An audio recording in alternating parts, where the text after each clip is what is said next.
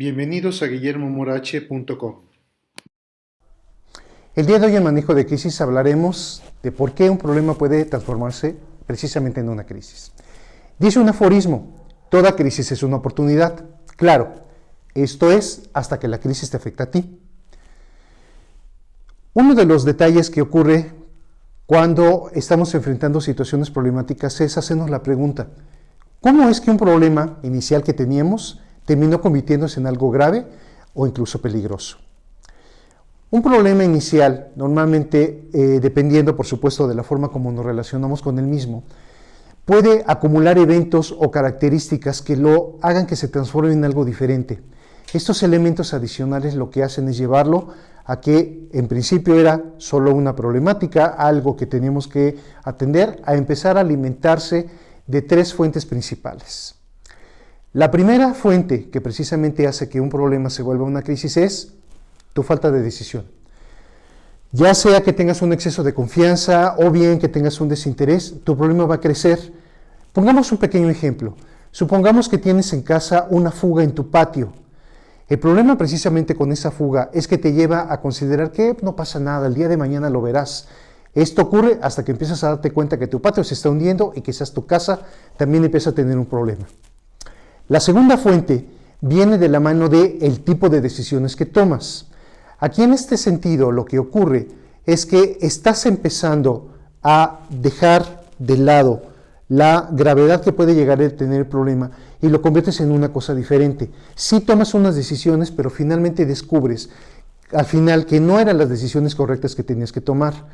¿Qué pasa en este sentido? Cuando esto se presenta en tu vida, y pongamos un ejemplo muy rápido, empiezas a tener un dolor de garganta, empiezas a tratar de atenderlo, pero te das cuenta que el dolor de garganta no se va, empiezas a tomar medicamentos y tampoco te estás curando. Cuando finalmente llegas con el doctor, después de que tomaste medicamentos, de que te automedicaste, el doctor te dice que sí, efectivamente tienes un problema de la garganta, pero resulta que en realidad tienes una infección pulmonar. Tomaste decisiones que lo único que hacían era no atacar precisamente el problema. Ahora, veamos la tercera fuente. Esta fuente es muy curiosa porque está ligada a aquellas situaciones en que una crisis deriva de un problema de manera instantánea.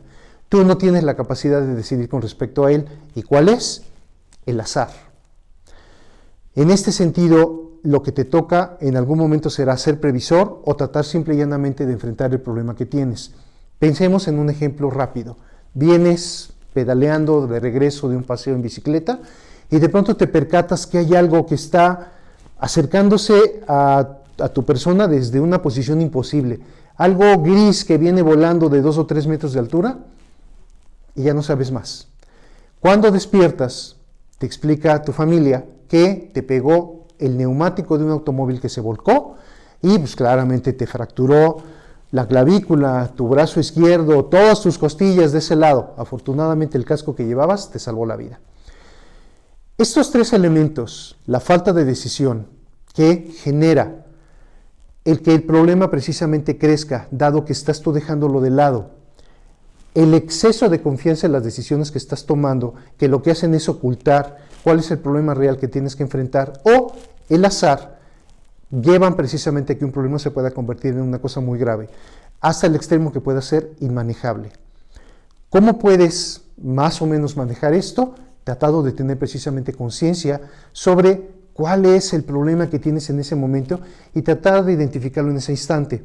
En cuanto a la parte del azar, bueno, lo único que tienes que hacer ahí más bien es ser previsor, dado que no puedes saber cuándo llegará el siguiente desastre, pero eso no significa que puedas tener confianza para verlo. Si ves, de los 3 elementos, en 2 tú tienes una gran participación.